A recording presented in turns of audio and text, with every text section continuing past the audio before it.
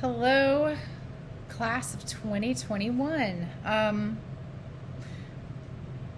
senior teachers are super excited that you are reading Frankenstein for your shared summer reading. And we thought that we would maybe make it easier, maybe remove a bar to entry if we made some videos for you reading Frankenstein. So over the course of the next few weeks, you should hear me, Mrs. Broderick. Maybe we can rope Mr. Mathis and Mr. Curtis into doing some of this with us. We will see. But definitely Mrs. Broderick and me. So I am going to get us started. I'm not going to create any preface or provide with any editorial. I'm just going to read. So I think today I'm going to, I said I wasn't going to provide a preface, but I'm literally going to read the preface that was included in the edition of the novel that we're reading, the 1818 edition. And then I believe probably today I'll just read through the letters and stop there. So, Frankenstein by Mary Shelley, 1818 edition. I would encourage you strongly to take a good, hard look at the title pages, and we'll go from there. So the preface.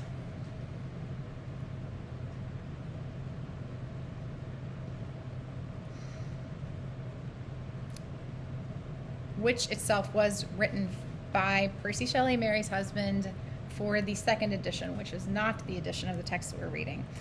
It's always so interesting to me that they include this in the 1818 editions, but the preface itself has gotten to be rather famous, so I'm assuming that's why. Anyway, the preface by Percy Shelley. My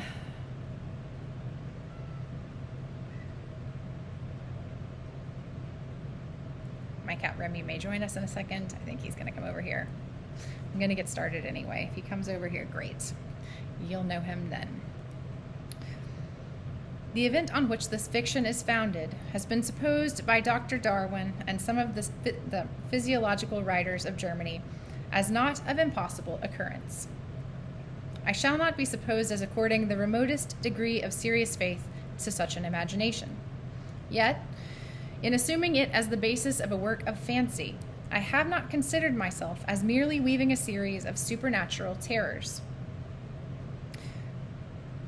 The event on which the interest of the story depends is exempt from the disadvantages of a mere tale of specters or enchantments. It was recommended by the novelty of the situations which it develops, and, however impossible as a physical fact, affords a point of view to the imagination for the delineating of human passions more comprehensive and commanding than any which the ordinary relations of existing events can yield. I have thus endeavored to preserve the truth of the elementary principles of human nature, while I have not scrupled to innovate upon their combinations. The Iliad, the tragic poetry of Greece, Shakespeare in The Tempest and Midsummer Night's Dream, and most especially Milton in Paradise Lost, conform to this rule. And the most humble novelist who seeks to confer or receive amusement from his labors may, without presumption, apply to prose fiction a license, or rather a rule, from the adoption of which so many exquisite combinations of human feeling have resulted in the highest specimens of poetry. The circumstance on which my story rests was suggested in casual conversation.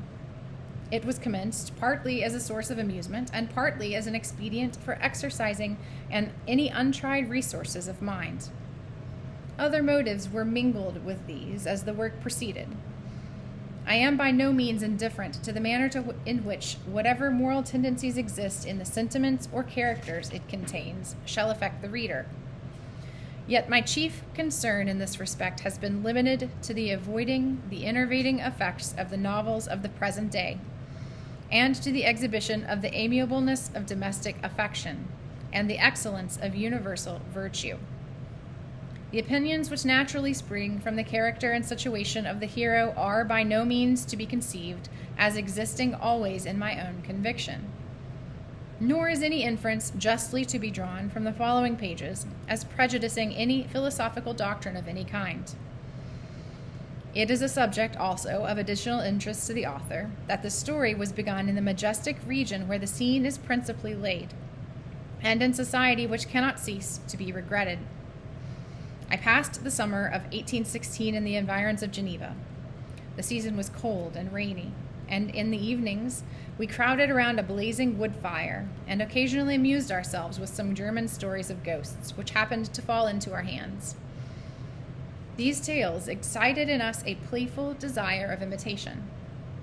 Two other friends, a tale from the pen of one of whom would be far more acceptable to the public than anything I can ever hope to produce, and myself, agreed to write each a story, founded on some supernatural occurrence. The weather, however, suddenly became serene, and my two friends left me on a journey among the Alps, and lost in the magnificent scenes which they present all memory of their ghostly visions. The following tale is the only one which has been completed. Volume 1, Letter 1, to Mrs. Saville, England. St. Petersburg, December 11th, 17. You will rejoice to hear that no disaster has accompanied the commencement of an enterprise which you have regarded with such evil forebodings. I arrived here yesterday, and my first task is to assure my dear sister of my welfare and increasing confidence in the success of my undertaking. I am already far north of London, and as I walk in the streets of Petersburg, I feel a cold, northern breeze play upon my cheeks, which braces my nerves and fills me with delight. Do you understand this feeling? This breeze which has traveled from the regions towards which I am advancing gives me a foretaste of those icy climes. Inspirited by this wind of promise, my daydreams become more fervent and vivid. I try in vain to be persuaded that the pole is the seat of frost and desolation. It ever presents itself to my imagination as the region of beauty and delight. There, Margaret, the sun is forever visible, its broad disk just skirting the horizon and diffusing a perpetual splendor. There, for your leave, my sister, I will put some trust in preceding navigators. There, snow and frost are banished, and sailing over a calm sea, we may be wafted to a land surpassing in wonders and in beauty every region hitherto discovered on the habitable globe. Its productions and features may be without example, as the phenomena of the heavenly bodies undoubtedly are in those undiscovered solitudes. What may not be expected in a country of an eternal light? I may therefore discover the wondrous power which attracts the needle, and may regulate 1,000 celestial observations that require only this voyage to render their seeming eccentricities consistent forever. I shall satiate my ardent curiosity with the sight of a part of the world never before visited, and may tread a land never before imprinted by the foot of man. These are my enticements, and they are sufficient to conquer all fear of danger or death, and to induce me to commence this laborious voyage with the joy a child feels when he embarks in a little boat with his holiday mates on an expedition of discovery up his native river.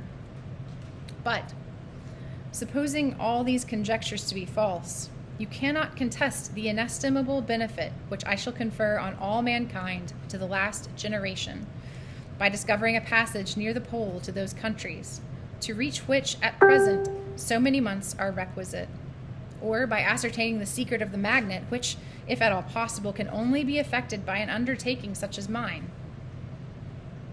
These reflections have dispelled the agitation with which I began my letter, and I feel my heart glow with an enthusiasm which elevates me to heaven, for nothing contributes so much to tranquilize the mind as a steady purpose, a point on which the soul may fix its intellectual eye.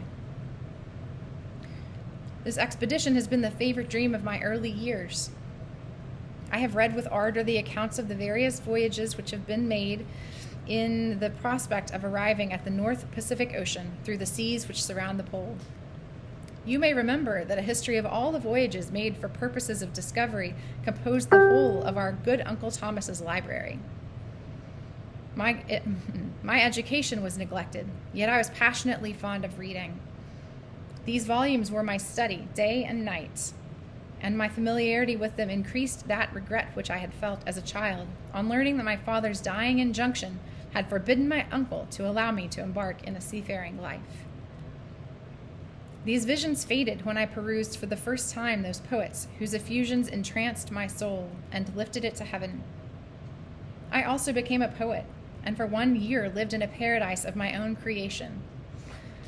I imagined that I also might obtain a niche in the temple where the names of Homer and Shakespeare are consecrated. You are well acquainted with my failure, and how heavily I bore the disappointment. But just at that time I inherited the fortune of my cousin, and my thoughts were turned into the channel of their earlier bents. 6 years have passed since I resolved on my present undertaking. I can, even now, remember the hour from which I dedicated myself to this great enterprise. I commenced by inuring my body to hardship. I accompanied the whale fishers on several expeditions to the North Sea. I voluntarily endured cold, famine, thirst, and want of sleep. I often worked harder than the common sailors during the day and devoted my nights to the study of mathematics, the theory of medicine, and those branches of physical science from which a naval adventurer might derive the greatest practical advantage. Twice I actually hired myself as an undermate in a Greenland whaler and acquitted myself to admiration. I must own I felt a little proud when my captain offered me the second dignity in the vessel and entreated me to remain with the greatest earnestness. So valuable did he consider my services. And now, dear Margaret, do I not deserve to accomplish some great purpose? My life might have been passed in ease and luxury, but I preferred glory to every enticement that wealth placed in my path. Oh, that some encouraging voice would answer in the affirmative. My courage and my resolution is firm, but my hopes fluctuate, and my spirits are often depressed. I am about to proceed on a long and difficult voyage, the emergencies of which will demand all my fortitude. I am required only to raise the spirits of others. I am required not only to raise the spirits of others, but sometimes to sustain my own when theirs are failing. This is the most favorable period for traveling in Russia. They fly quickly over the snow in their sledges. The motion is pleasant and, in my opinion, far more agreeable than that of an English stagecoach. The cold is not excessive if you are wrapped in furs, a dress which I have already adopted, for there is a great difference between walking the deck and remaining seated, motionless, for hours, when no exercise prevents the blood from actually freezing in your veins. I have no ambition to lose my life on the post road between St. Petersburg and Archangel. I shall depart for the latter town in a fortnight or 3 weeks, and my intention is to hire a ship there, which can easily be done by paying the insurance for the owner, and to engage as many soldiers as I think necessary among those who are accustomed to the whale fishing. I do not intend to sail until the month of June, and when shall I return? Ah, dear sister, how can I answer this question? If I succeed, many, many months, perhaps years, will pass before you and I may meet. If I fail, you will see me again soon or never. Farewell, my dear, excellent Margaret. Heaven shower down blessings on you and save me, that I may again and again testify my gratitude for all your love and kindness. Your affectionate brother, Robert Walton. Excuse me, we don't know his name yet. R. Walton. Letter 2 to Mrs. Saville, England. Archangel, 28th March, 17. How slowly the time passes here, encompassed as I am by frost and snow. Yet a second step is taken towards my enterprise. I have hired a vessel and am occupied in collecting my sailors. Those whom I have already engaged appear to be men on whom I can depend, and are certainly possessed of dauntless courage. But I have one want which I have never yet been able to satisfy, and the absence of the object of which I now feel as a most severe evil. I have no friend, Margaret. When I am glowing with the enthusiasm of success, there will be none to participate my joy. If I am assailed by disappointment, no one will endeavor to sustain me in dejection. I shall commit my thoughts to paper, it is true, but that is a poor medium for the communication of feeling.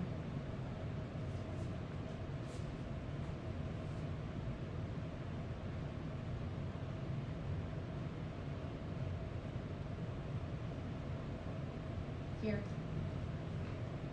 This is June. She was chewing on books that I brought home from school yesterday. June. June, get down.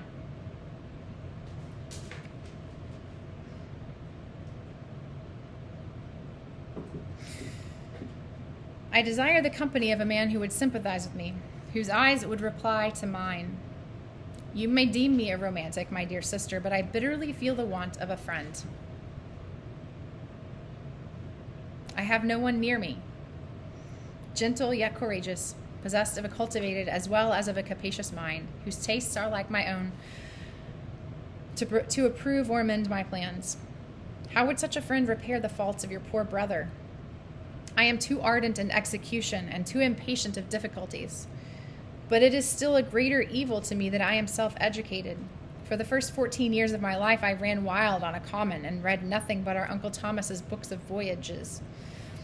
At that age, I became acquainted with the celebrated poets of our own country, but it was only when it had ceased to be in my power to derive its most important benefits from such a conviction that I perceived the necessity of becoming acquainted with more languages than that of my native country.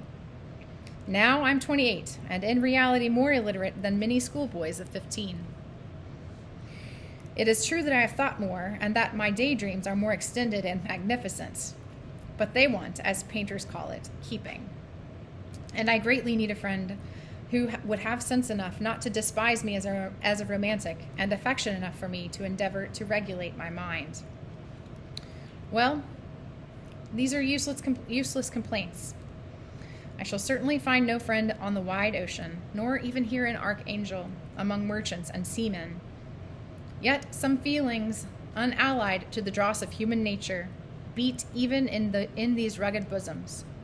My lieutenant, for instance, is a man of wonderful courage and enterprise. He is madly desirous of glory.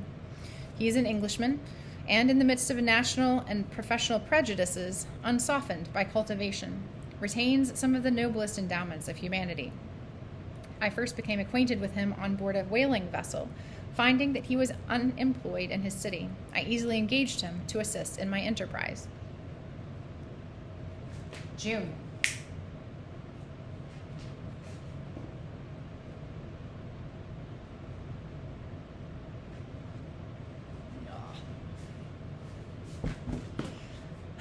Apologies, truly.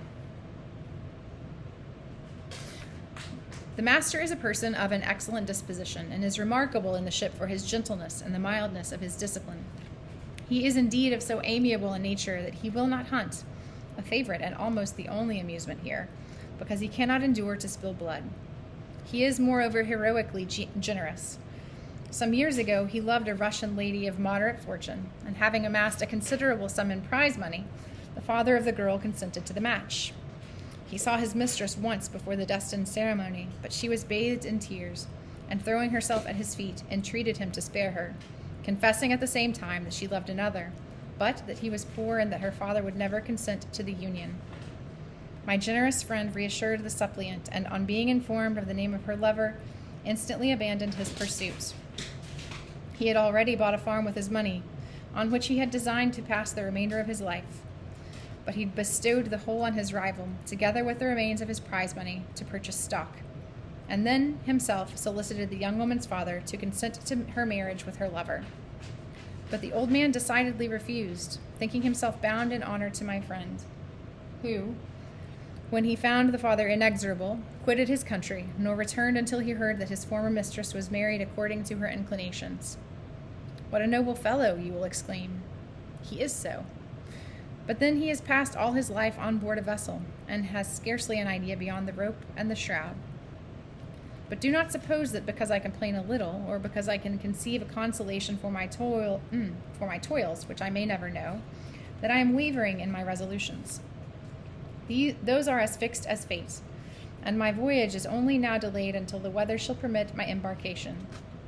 The winter has been dreadfully severe, but the spring promises well, and it is considered as a remarkably early season, so that perhaps I may sail sooner than I expected.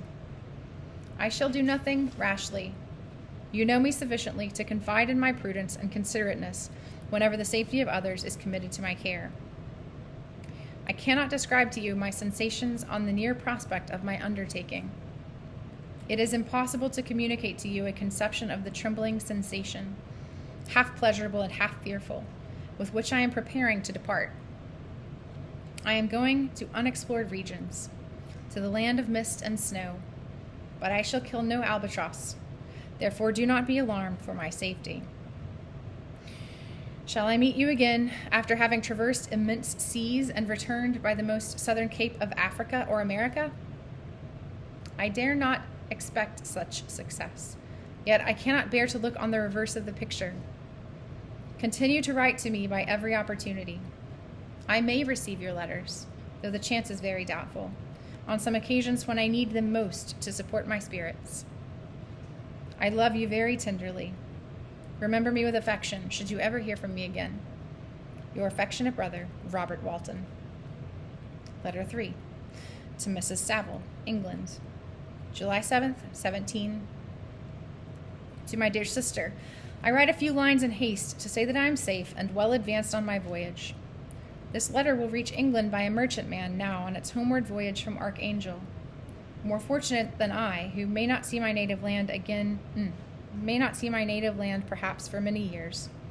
I am, however, in good spirits. My men are bold and apparently firm on purpose.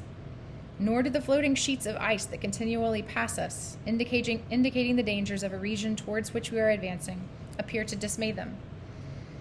We have already reached a very high latitude, but it is the height of summer, and although not so warm as in England, the southern gales, which blow us speedily towards those shores which I so ardently desire to attain, breathe a degree of renovating warmth which I had not expected. No incidents have hitherto befallen us that would make us a figure in a letter. 1 or 2 stiff gales and the breaking of a mast are accidents which experienced navigators scarcely remember to record, and I shall be well content if nothing worse happened to us during our voyage. Adieu, my dear Margaret. Be assured that for my own sake as well as yours, I will not rashly encounter danger. I will be cool, persevering, and prudent. Remember me to all my English friends. Most affectionately yours, R.W. Letter 4, August 5th, 17. So strange an accident has happened to us that I cannot forbear recording it, although it is very probable that you will see me before these papers can come into your possession. Last Monday, July 31st, we were nearly surrounded by ice, which closed in the ship on all sides, scarcely leaving her the sea room in which she floated. Our situation was somewhat dangerous, especially as we were compassed round by a very thick fog. We accordingly lay to, hoping that some change would take place in the atmosphere and weather. About 2 o'clock, the mist cleared away, and we beheld, stretched out in every direction, vast and irregular plains of ice, which seemed to have no end. Some of my comrades groaned, and my own mind began to grow watchful with anxious thoughts, when a strange sight suddenly attracted our attention, and diverted our solicitude from our own situation. We perceived a low carriage, fixed on a sledge and drawn by dogs, pass on towards the north at the distance of a half a mile. A being which had the shape of a man, but apparently of gigantic stature, sat at the sledge and guided the dogs.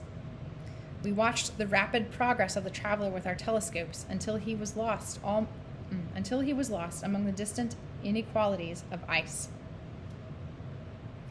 This appearance excited our unqualified wonder. We were, as we believed, many hundred miles from any land, but this apparition seemed to denote that it was not in reality so distant as we had supposed. Shut in, however, by ice, it was impossible to follow his track, which we had observed with the greatest attention. About 2 hours after this occurrence, we heard the ground sea, and before night the ice broke and freed our ship. We, however, lay to until the morning, fearing to encounter in the dark those large, loose masses which float about after the breaking up of ice. I profited of this time to rest for a few hours. In the morning, however, as soon as it was light, I went up on deck and found all the sailors busy on one side of the vessel, apparently talking to someone in the sea. It was, in fact, a sledge, like that which we had seen before, which had drifted toward us in the night on a large fragment of ice. Only one dog remained alive, but there was a human being within it, whom the sailors were persuading to enter the vessel. He was not, as the other traveler seemed to be, a savage inhabitant of some undiscovered island, but a European. When I appeared on deck, the master said, "Here is our captain, and he will not allow you to perish on the open sea." On perceiving me, the stranger addressed me in English, although with a foreign accent. "Before I come on board your vessel," said he, "will you have the kindness to inform me whither you are bound?" You may conceive my astonishment on hearing such a question addressed to me from a man on the brink of destruction, and to whom I should have supposed that my vessel would have been a resource which he would not have exchanged for the most precious wealth the earth can afford. I replied, however, that we were on a voyage of discovery toward the northern pole. Upon hearing this, he appeared satisfied, and consented to come on board. Good God! Margaret, if you had seen the man who thus capitulated for his safety, your surprise would have been boundless. His limbs were nearly frozen, and his body dreadfully emaciated by fatigue and suffering. I never saw a man in so wretched a condition. We attempted to carry him into the cabin, but as soon as he had quitted the fresh air, he fainted. We accordingly brought him back to the deck, and restored him to animation by rubbing him with brandy and forcing him to swallow a small quantity. As soon as he shewed signs of life,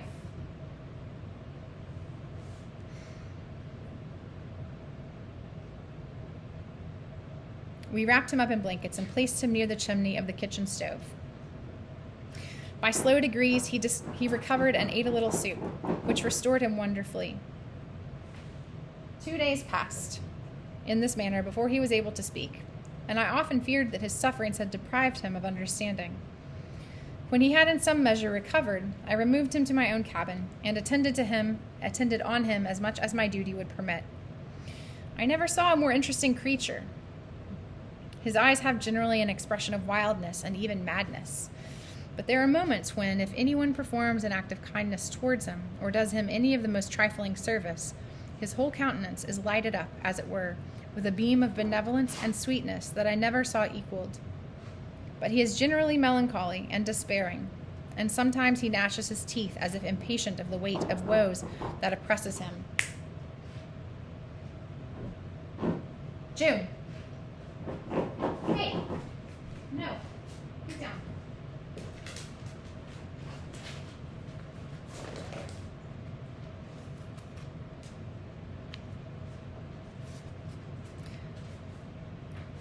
When my guest was a little recovered, I had great trouble to keep off the men who wished to ask him 1,000 questions, but I would not allow him to be tormented by their idle curiosity in a state of body and mind whose restoration evidently depended upon entire repose. Once, however, the lieutenant asked why he had come so far upon the ice in so strange a vehicle. His countenance instantly assumed an aspect of the deepest gloom, and he replied, "To seek one who fled from me." "And did the man whom you pursued travel in the same fashion?" "Yes." "Then I fancy we have seen him, for the day before we picked you up, we saw some dogs drawing a sledge with a man in it across the ice." This aroused the stranger's attention, and he asked a multitude of questions concerning the route which the daemon, as he called him, had pursued. Soon after, when he was alone with me, he said, "I have doubtless excited your curiosity, as well as that of these good people, but you are too considerate to make inquiries." "Certainly. It would indeed be very impertinent and inhuman in me to trouble you with any inquisitiveness of mine. And yet you rescued me from a strange and perilous situation. You have benevolently restored me to life." Soon after this, he inquired if I had thought that the breaking up of the ice had destroyed the other sledge. I replied that I could not answer with any degree of certainty, for the ice had not broken until near midnight, and the traveler might have arrived at a place of safety before that time. But of this I could not judge. From this time, the stranger seemed very eager to be upon deck, to watch for the sledge which had before appeared. But I have persuaded him to remain in the cabin, for he is far too weak to sustain the rawness of the atmosphere. But I have promised him that someone should watch for him and give him instant notice if any new object should appear in sight. Such is my journal of what relates to this strange occurrence up to the present day. The stranger has gradually improved in health, but is very silent and appears uneasy when anyone except myself enters the cabin. Yet his manners are so conciliating and gentle that the sailors are all interested in him, although they have had very little communication with him. For my own part, I begin to love him as a brother, and his constant and deep grief fills me with sympathy and compassion. He must have been a noble creature in his better days, being even now in wreck, so attractive and amiable. I said in one of my letters, my dear Margaret, that I should find no friend on the wide ocean. Yet I have found a man who, before his spirit had been broken by misery, I should have been happy to have possessed as the brother of my heart. I shall continue my journal concerning the stranger at intervals, should I have any fresh incidents to record.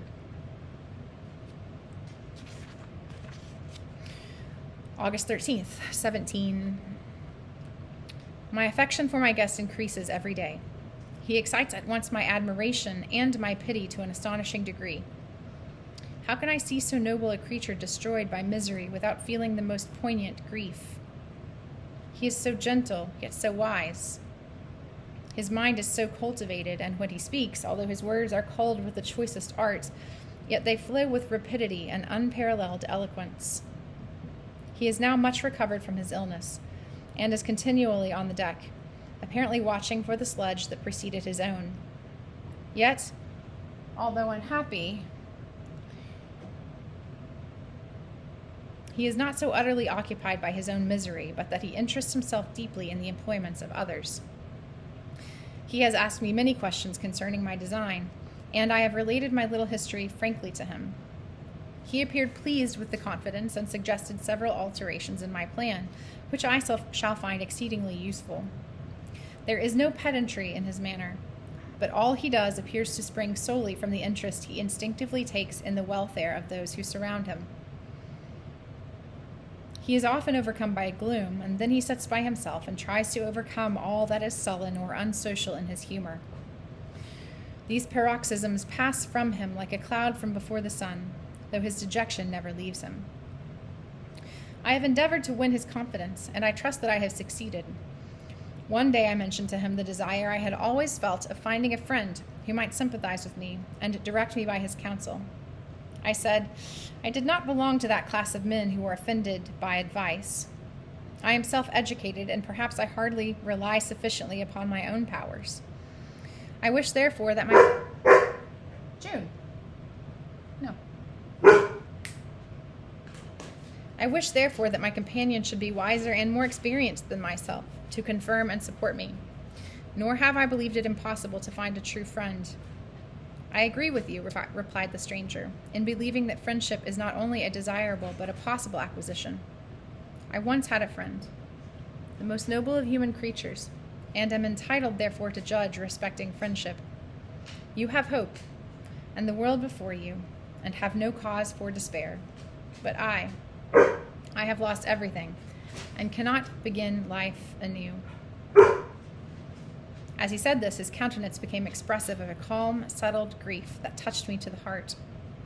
But he was silent, and presently retired to his cabin. Even broken in spirit as he is, no one can feel more deeply than he does the beauties of nature. The starry sky, the sea, and every sight afforded by these wonderful regions seems still to have the power of elevating his soul from earth. Such a man has a double existence. He may suffer misery and be overwhelmed by disappointments, yet when he is retired into himself, he will be like a celestial spirit that has a halo around him, within whose circle no grief or folly ventures. Will you laugh at the enthusiasm I express concerning this divine wanderer? If you do, you must have certainly lost that simplicity which was once your characteristic charm. Yet if you will, smile at the warmth of my expressions, while I find every day new causes for repeating them. August 19th, 17. Yesterday the stranger said to me, "You may easily perceive, Captain Walton, that I have suffered great and unparalleled misfortunes. I had determined once that the memory of these evils should die with me, but you have won me to alter my determination. You seek for knowledge and wisdom, as I once did, and I ardently hope that the gratification of your wishes may not be a serpent to sting you, as mine has been. I do not know that the relation of my misfortunes will be useful to you, yet, if you are inclined, listen to my tale. I believe that the strange incidents connected with it will afford a view of nature which may enlarge your faculties and understanding. You will hear of powers and occurrences such as you have been accustomed to believe impossible, but I do not doubt that my tale conveys in it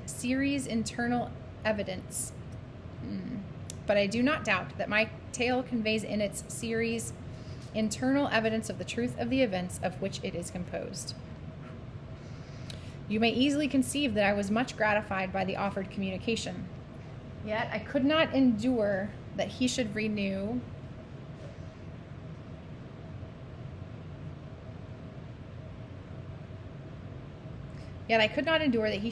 his grief by a recital of his misfortunes. I felt the greatest eagerness to hear the promised narrative, partly from curiosity and partly from a strong desire to ameliorate his fate, if it were in my power. I expressed these feelings in my answer. "I thank you," he replied, "for your sympathy, but it is useless. My fate is nearly fulfilled. I wait but for one event, and then I shall repose in peace. I understand your feeling," continued he, perceiving that I wished to interrupt him, "but you are mistaken, my friend, if thus you will allow me to name you. Nothing can alter my destiny. Listen to my history, and you will perceive how irrevocably it is determined." He then told me that he would commence his narrative the next day, when I should be at leisure. This promise drew from me the warmest thanks. I have resolved every night, when I am not engaged, to record as nearly as possible in his own words what he has related during the day. If I should be engaged, I will at least make notes. This manuscript will doubtless afford you the greatest pleasure, but to me, who know him, and who hear it from his own lips, with what interest and sympathy shall I read it in some future day?